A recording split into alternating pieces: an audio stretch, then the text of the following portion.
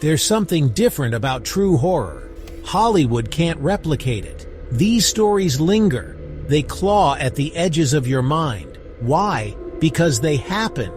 Real people face these horrors. It makes you wonder, how close have you come to something terrifying, something you can't explain? We crave these stories. We tell them in hushed tones, around campfires, under the covers, in the dead of night.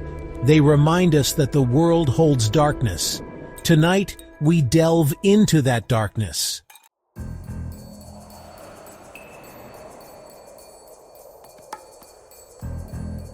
Imagine this. You're alone, night has fallen. Every creak of the floorboard sends chills down your spine. You hear a whisper, but you're alone, or are you? These stories are not for the faint of heart. They are raw, unsettling, and deeply disturbing. We will hear tales of ordinary people, people thrust into extraordinary, terrifying situations, their homes, their cars, their safe spaces, violated by the unknown. We will meet Sarah and Jenna, best friends haunted by a chilling presence in their own home.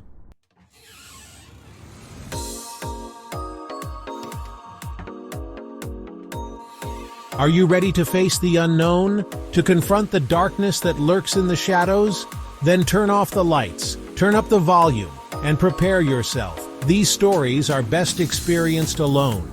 In the quiet of night, when the world around you fades away. The voice that tells you, these stories are true.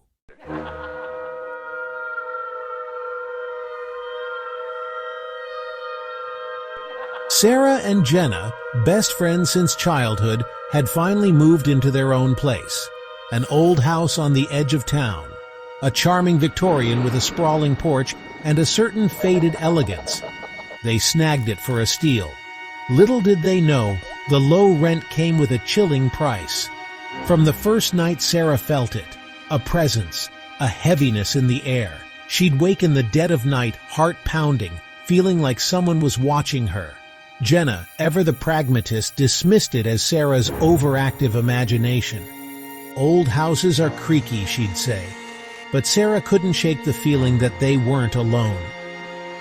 One evening while making dinner, Sarah could have sworn she saw a shadow move in the hallway. A fleeting glimpse, gone as quickly as it appeared.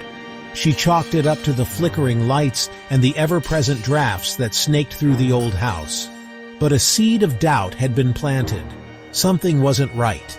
As the weeks passed, Sarah's unease grew.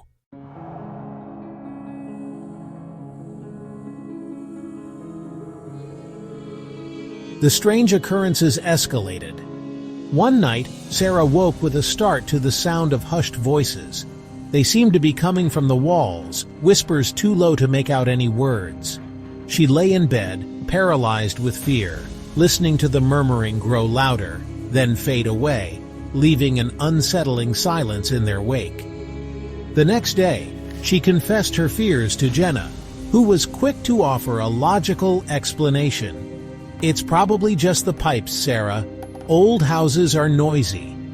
But even Jenna couldn't deny the growing sense of unease that had settled over their once welcoming home. One evening, as they were settling in to watch a movie, the lights flickered violently and then died completely, plunging the house into darkness. Panic surged through Sarah. She fumbled for her phone, her heart pounding in her chest. As Jenna went to check the fuse box, Sarah sat alone in the darkness, listening to the unsettling silence of the old house. She was certain now they were not alone.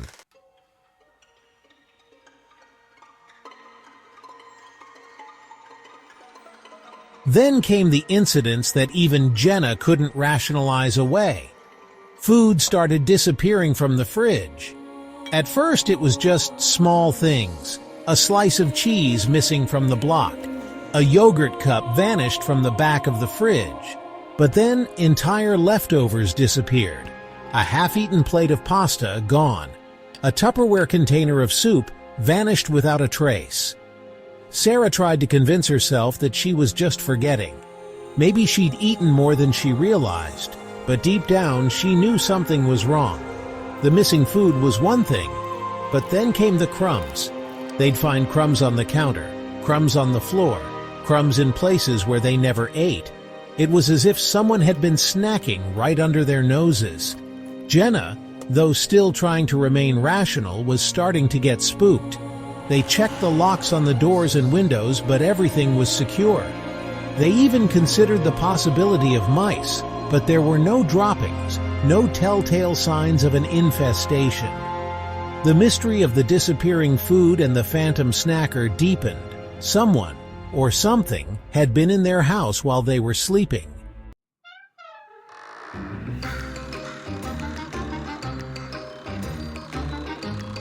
Their old house had a crawl space, a dark, low-ceilinged area beneath the first floor, accessible by a small, almost unnoticeable door in the hallway. Neither Sarah nor Jenna had ever ventured into the crawl space. It was cramped, dusty, and frankly, a little creepy. They preferred to pretend it didn't exist.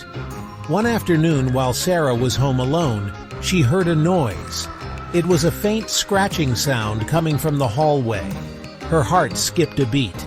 She slowly made her way down the hall, her hand hovering over the pepper spray she now carried everywhere. The scratching sound grew louder as she approached the crawl space door. She knew somehow that the sound was coming from behind that door. Mustering her courage, she slowly reached for the handle. It was ice cold to the touch. As she pulled the door open, a musty smell wafted out, like the scent of damp earth and decay. She peered into the darkness, but she couldn't see anything. Suddenly, the scratching sound stopped. An unsettling silence descended upon the hallway.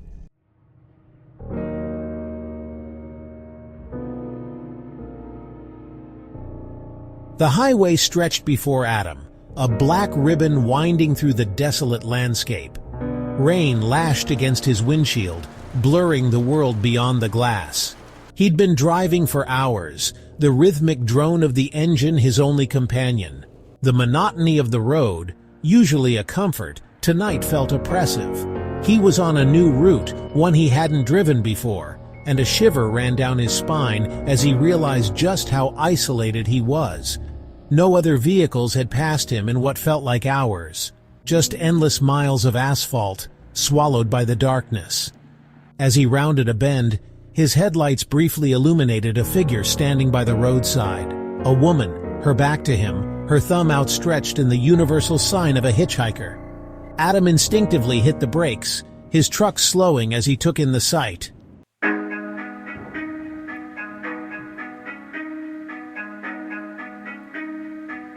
He slowed the truck to a crawl, debating with himself. Years of driving had taught him to be wary, yet he couldn't shake the feeling that leaving her stranded on this desolate stretch of road was wrong. He told himself it was the weather, the isolation playing tricks on his mind. He rolled down the window a fraction, the sound of the storm instantly filling the cab. "Where are you headed?" he called out, his voice barely audible above the wind and rain. The woman turned, and for a moment he saw her face, illuminated by the truck's headlights. Her features were lost in the shadows, but he could make out large, dark eyes that seemed to lock onto his. She didn't answer his question, just continued to stare at him, her expression unreadable. An unsettling feeling washed over Adam, a prickling at the back of his neck, warning him to drive away. But he hesitated, the woman's silence, her unwavering gaze, holding him captive.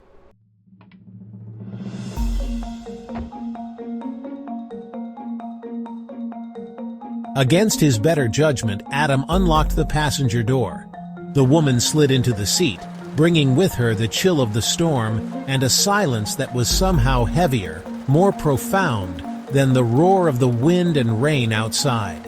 She didn't speak, didn't offer a word of thanks, just sat rigidly, her hands clasped tightly in her lap, her gaze fixed on the road ahead.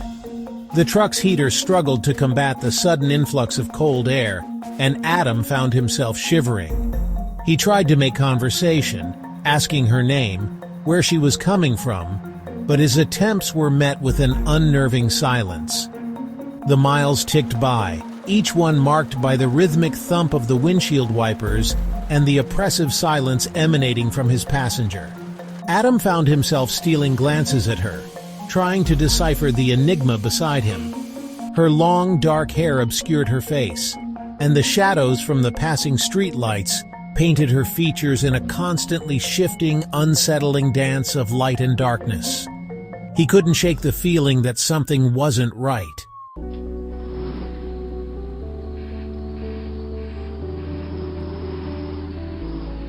"What's your name?" Adam finally asked, his voice louder than he intended, as if to break the spell that seemed to have settled over the truck's cab.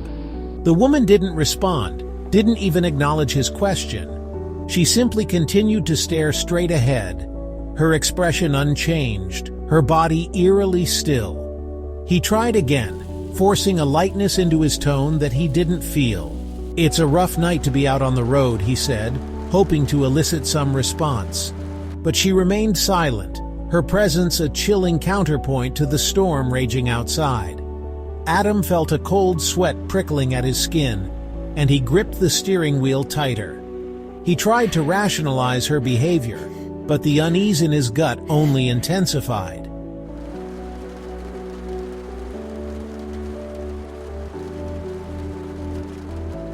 The silence stretched, punctuated only by the rhythmic swoosh of the windshield wipers and the low hum of the engine.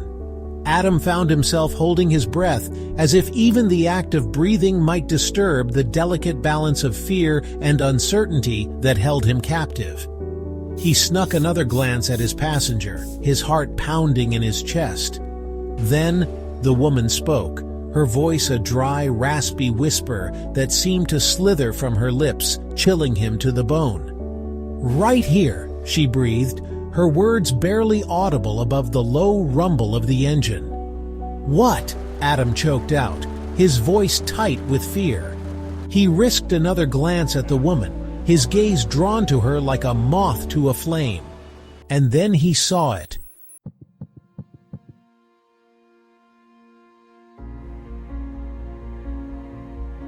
A scream caught in Adam's throat, a strangled cry of terror that died before it could escape his lips. He slammed his foot on the brakes, the truck skidding dangerously on the wet asphalt as he fought to control the vehicle. The truck lurched to a stop, the sudden silence deafening after the roar of the storm and the screech of tires. Gasping for breath, Adam fumbled for the overhead light, his hand shaking so violently that he could barely flick the switch. The light flickered on, bathing the cab in a harsh yellow glow. The passenger seat was empty. Adam stared at the vacant space, his mind struggling to reconcile the image of the woman with the emptiness before him. The seat was slightly damp, as if someone had been sitting there moments before.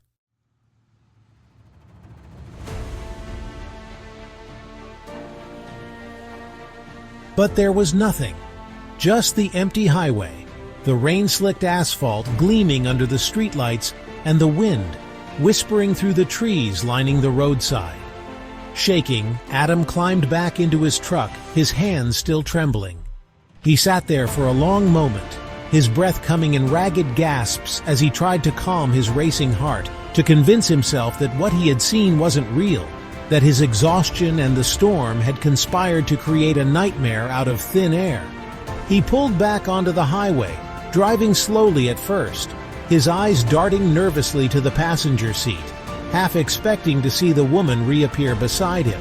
He didn't stop driving until he reached the next truck stop, a beacon of light and humanity in the desolate landscape. He burst into the diner, his clothes dripping, his face pale and drawn. He stumbled towards the counter, his story spilling out in a torrent of words, jumbled and frantic. The diner waitress, a woman with tired eyes and a world-weary expression, listened patiently, her gaze never leaving his face. When he finished, his voice hoarse, she simply nodded, reaching out to place a comforting hand on his arm. "You saw her then," she said, her voice soft, almost a whisper. "The woman in the rain."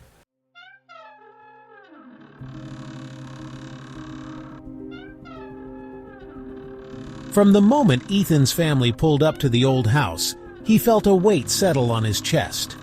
The house loomed over them, its gables casting long shadows, its windows like vacant eyes. His parents chattered excitedly about fresh starts.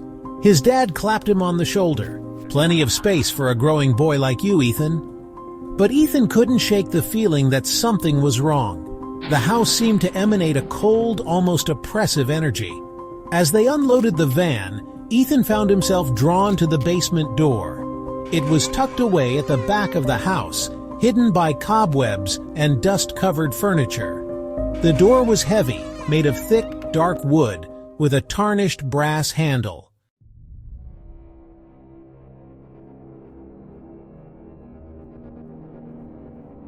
Later that night, long after his parents had retired to their room, exhausted from the move, Ethan lay awake in the darkness of his new bedroom. The unfamiliar creaks and groans of the old house, amplified by the silence, played on his nerves, each sound a whispered threat in the darkness. He couldn't shake the feeling that he was being watched, a sensation that prickled at the back of his neck, sending shivers down his spine. He tossed and turned, trying to find a comfortable position, but the feeling persisted, a tangible presence that seemed to emanate from the depths of the old house, pressing in on him from all sides. Then he heard it. A faint creaking sound, slow and deliberate, coming from downstairs. His blood ran cold as he recognized the sound, the basement door opening. His heart pounded in his chest, a frantic rhythm against his ribs as he strained to hear over the sudden rush of blood in his ears. He told himself it was just the house settling, the wind playing tricks on him. But deep down, a primal fear, a certainty that something was terribly wrong, tightened its grip on his chest, stealing his breath. He lay there, frozen in terror, as the creaking continued, each sound a hammer blow against his sanity.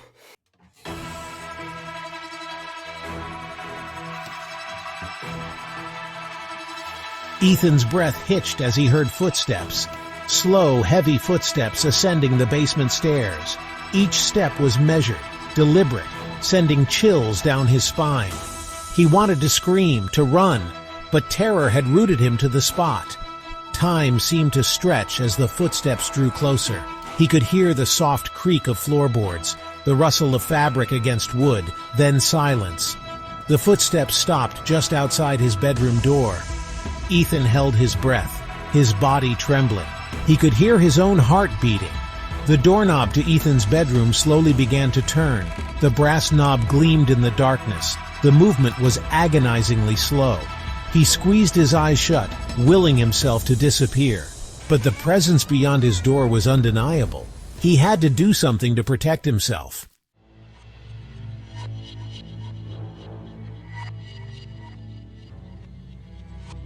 Ethan slipped out of bed, fueled by adrenaline and terror. He crept across the room, his bare feet silent against the cold hardwood floor. His hand trembled as he grasped the cool metal doorknob. He took a deep breath and slowly opened the door. The hallway was dark, lit by the faint glow from the basement door. The air was heavy with a musty smell. He crept down the hallway, his heart pounding. As he neared the basement door, he heard faint whispers. He pressed his ear to the door, fear gripping him. The whispers grew louder, but he couldn't make out the words. Then, a harsh scraping sound jolted him.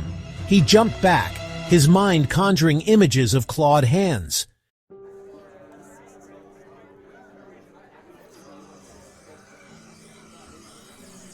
The next morning, Ethan awoke to the comforting smell of bacon and the sound of his parents' voices downstairs. He lay in bed for a moment, his heart still racing from the previous night's terror, trying to convince himself that it had all been a bad dream. He joined his parents in the kitchen, forcing a smile as he greeted them, trying to act as if nothing was wrong. But the memory of the previous night, the terror that had gripped him, lingered like a bad taste in his mouth, a shadow lurking at the edge of his vision. His father, sensing his unease, placed a reassuring hand on his shoulder. "Everything all right, son?" he asked, his brow furrowed with concern. Ethan hesitated, unsure how to explain the unexplainable, the terror that had gripped him in the darkness. "I heard something last night," he finally mumbled, his voice barely a whisper, coming from the basement. His parents exchanged a look, a mixture of amusement and concern passing between them. "It's an old house, Ethan," his mother said gently. "It's probably just the pipes or the wind."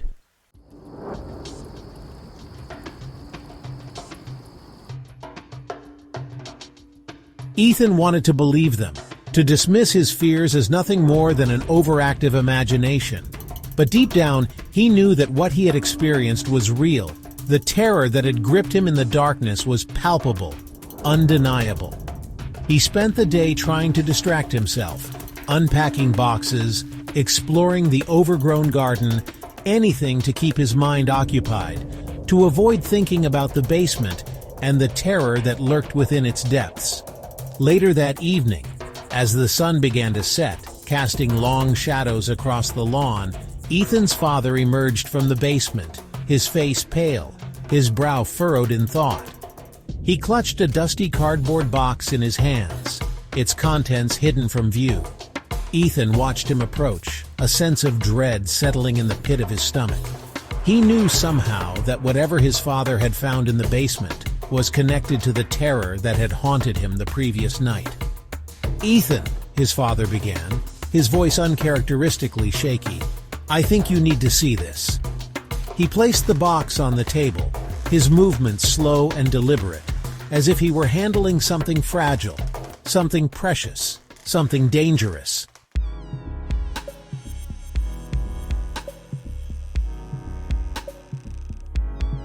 Ethan's gaze fell upon the contents of the box, his breath catching in his throat.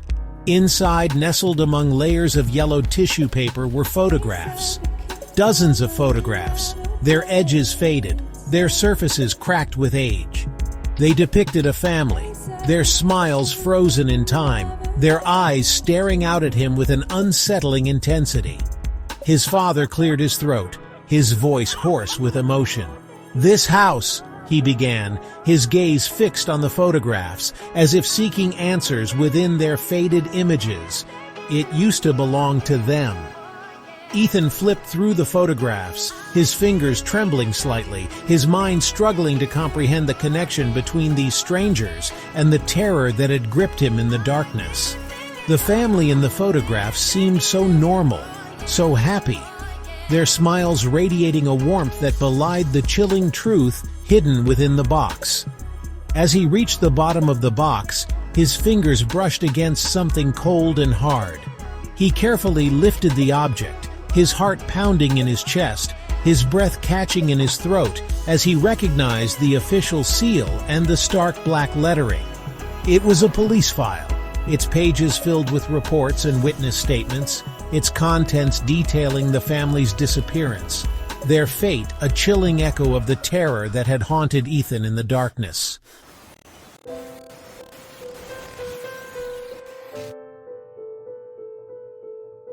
The shadows have receded, the lights are back on, but the stories, they linger. Sarah and Jenna's invaded haven, Adam's encounter on that desolate highway, Ethan's brush with the unknown in the depths of that old house. These weren't tales spun for entertainment. These were glimpses into the raw, unsettling underbelly of reality. It's a chilling thought, isn't it? That the line between our world and something darker, something else, is thinner than we'd like to believe. We secure our homes, lock our doors, but some things, they slip through the cracks. They find us when we're most vulnerable, alone in the dark, haunted by our own thoughts. And what stays with us, long after the story is over, is the question, could it happen to me?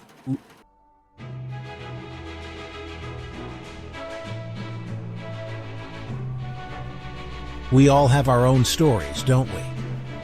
Moments that sent chills down our spines, experiences we couldn't quite explain. Maybe it was a glimpse of something moving in the shadows, a voice whispering your name when you were home alone, an unsettling feeling that you were being watched. Now's your chance to share. In the safety of the comments below, tell me, what's the most terrifying thing that's ever happened to you? Have you ever lived in a house with secrets? Encountered something on the road that defied explanation? Your stories, like the ones we've explored tonight, remind us that fear is universal. It's a primal instinct, a whisper from our ancestors warning us of the dangers that lurk in the shadows.